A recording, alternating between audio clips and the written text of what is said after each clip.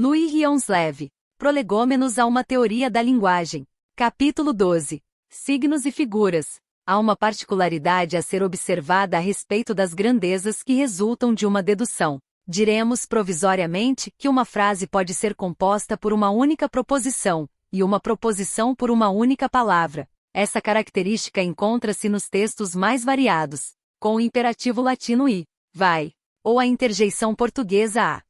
Temos uma grandeza que pode ser considerada, ao mesmo tempo, como uma frase, uma proposição e uma palavra. Neste caso, encontramos também uma sílaba que compreende uma única parte de sílaba, uma parte central. Conferir capítulo 9. Devemos levar em conta essa possibilidade ao preparar a análise. Para tanto, convém introduzir uma regra de transmissão que impedirá a análise ulterior de uma dada grandeza em um estágio prematuro do procedimento, e permitirá que certas grandezas passem intactas de um estágio para outro em dadas condições, enquanto outras, de mesmo grau, serão submetidas à análise. Em cada divisão particular poderemos fazer o inventário das grandezas que contraem as mesmas relações, isto é, que podem ocupar um único e mesmo lugar na cadeia. Podemos, por exemplo, fazer o inventário de todas as proposições que poderiam ser intercaladas no lugar de uma dada proposição.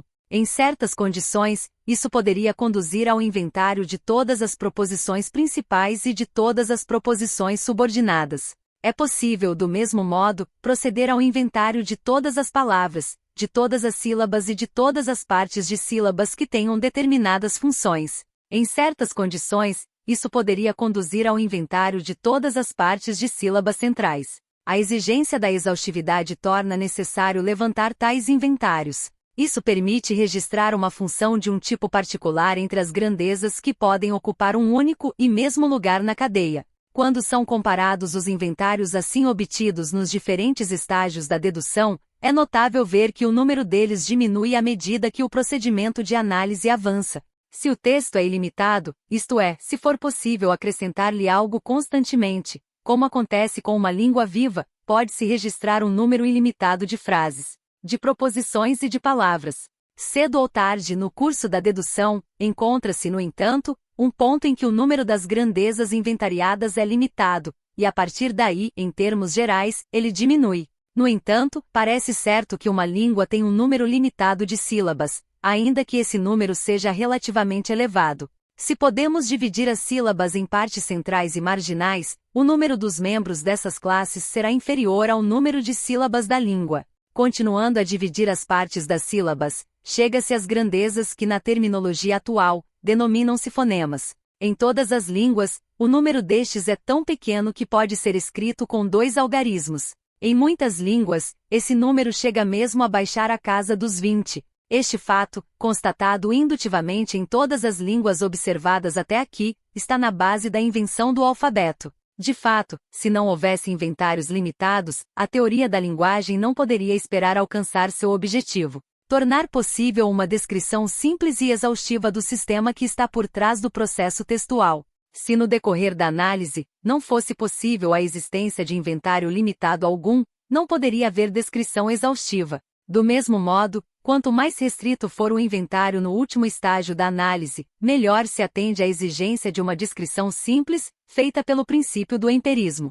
É por isso que a teoria da linguagem atribui uma importância tão grande à possibilidade de uma execução apurada da ideia que desde os tempos pré-históricos presidiu a invenção da escrita, a ideia de realizar uma análise que conduza às grandezas de extensão mínima e em menor número possível. As duas observações precedentes, de um lado, que uma grandeza pode às vezes ter a mesma extensão de uma grandeza de outro grau, e de outro, que os inventários se tornam cada vez mais limitados no decorrer do procedimento, passando de ilimitados no início a limitados no final, assumem sua importância quando passarmos a considerar a linguagem como um sistema de signos. O fato de que uma linguagem é um sistema de signos parece ser uma proposição evidente e fundamental, que a teoria deve levar em consideração desde o início. Quanto ao sentido que se deve atribuir a esta proposição e, sobretudo, à palavra signo, é a teoria da linguagem que cabe decidir. Provisoriamente, devemos nos ater à definição tradicional, realista e imprecisa.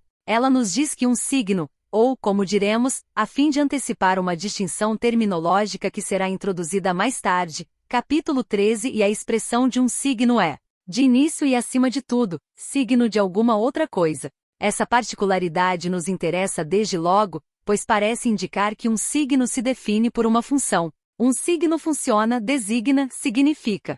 Opondo-se a um não signo, um signo é portador de uma significação. Contentar-nos-emos com esta colocação inicial e tentaremos, sobre essa base frágil, decidir em que medida é verdadeira a proposição segundo a qual uma linguagem é um sistema de signos. Nos estágios iniciais, a tentativa de análise de um texto parece confirmar plenamente esta proposição. Grandezas como frases, proposições e palavras parecem preencher a condição imposta, elas veiculam uma significação e, portanto, são signos. Os inventários que faremos no decorrer da análise nos conduzirão a um sistema de signos que está por trás do processo de signos.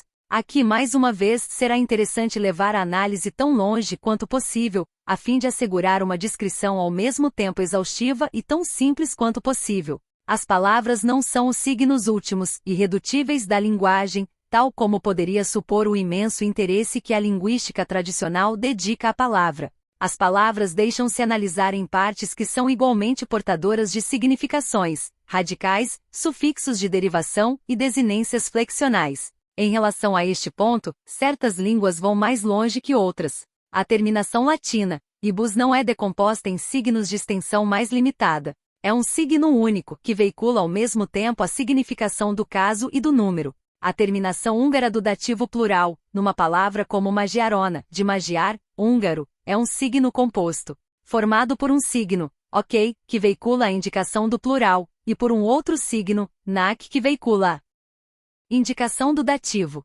Esta análise não se vê afetada de modo algum pelo fato de existirem línguas desprovidas de sufixos de derivação e de desinências flexionais, ou pelo fato de que, mesmo nas línguas que os possuem, possam existir palavras que comportem apenas um radical, uma vez que observamos que uma grandeza pode às vezes ser da mesma extensão de uma grandeza de grau superior, e deve então ser transmitida intacta de operação para operação. Este fato não mais nos deveria incomodar. Por esta razão, a análise tem o mesmo caráter neste caso e nos outros. Ainda que, ela deve ser conduzida até o ponto em que se pode dizer que se esgotou. Deste modo, pode-se constatar que uma palavra inglesa como IECT 4 até S distingue 5 grandezas diferenciadas, cada uma veiculando uma significação. Isto é, 5 signos. No momento da apresentação de uma análise assim realizada, análise que, aliás, repousa em bases tradicionais, talvez não seja supérfluo observar que a significação atribuída a cada uma dessas grandezas mínimas deve ser compreendida como sendo puramente contextual.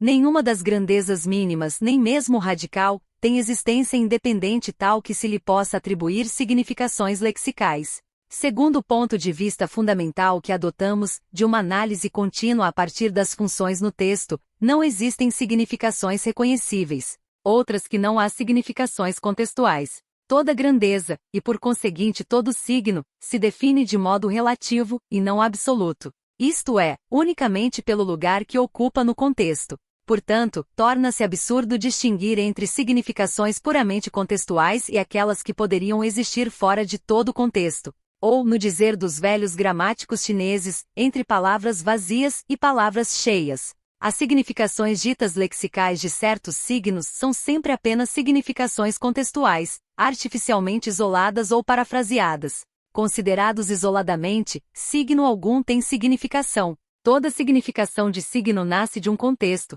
quer entendamos por isso um contexto de situação, quer um contexto explícito, o que vem a dar no mesmo. Em um texto ilimitado ou produtivo, como uma língua viva, um contexto situacional pode sempre ser tornado explícito. É necessário, assim, abster-se de acreditar que um substantivo está mais carregado de sentido do que uma preposição, ou que uma palavra está mais carregada de significação do que um sufixo de derivação ou uma terminação flexional. Conforme o caso, pode tratar-se não apenas de significação diferente, como também de diferentes tipos de significação. Em todos os casos, pode-se falar de significação com exatamente a mesma legitimidade relativa. O fato de que a significação, em seu sentido tradicional, é uma noção imprecisa, que teremos de analisar mais de perto, em nada muda essa situação. Ainda que se leve a análise das expressões de signos até o ponto em que é possível considerá-la como esgotada, a experiência indutiva mostra que em todas as línguas conhecidas,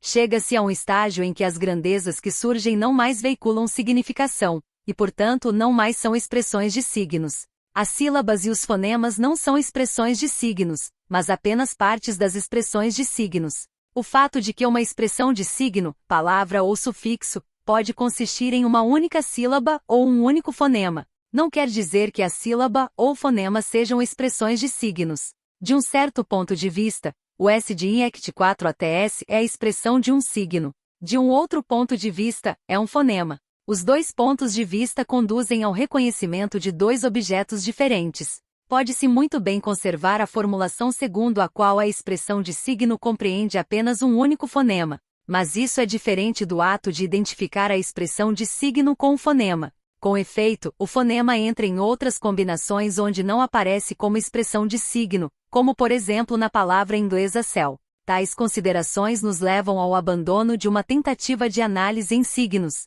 Somos levados a reconhecer que uma descrição que esteja de acordo com nossos princípios deve analisar conteúdo e expressão separadamente. Cada uma destas análises isolando, finalmente, um número limitado de grandezas, que não são necessariamente suscetíveis de serem comparadas com as grandezas do plano oposto. A economia relativa entre os inventários de signos e de não signos responde inteiramente àquilo que é, provavelmente, a finalidade da linguagem. Segundo sua finalidade, uma linguagem é, antes de mais nada, um sistema de signos. A fim de preencher plenamente esta finalidade, ela deve ser sempre capaz de produzir novos signos, novas palavras e novas raízes. Contudo, além dessa riqueza ilimitada, deve ser fácil de manejar, prática de aprender e de utilizar. O que, dada a exigência de uma quantidade ilimitada de signos, só é realizável se todos os signos forem formados com a ajuda de não signos, cujo número é limitado, e até extremamente reduzido.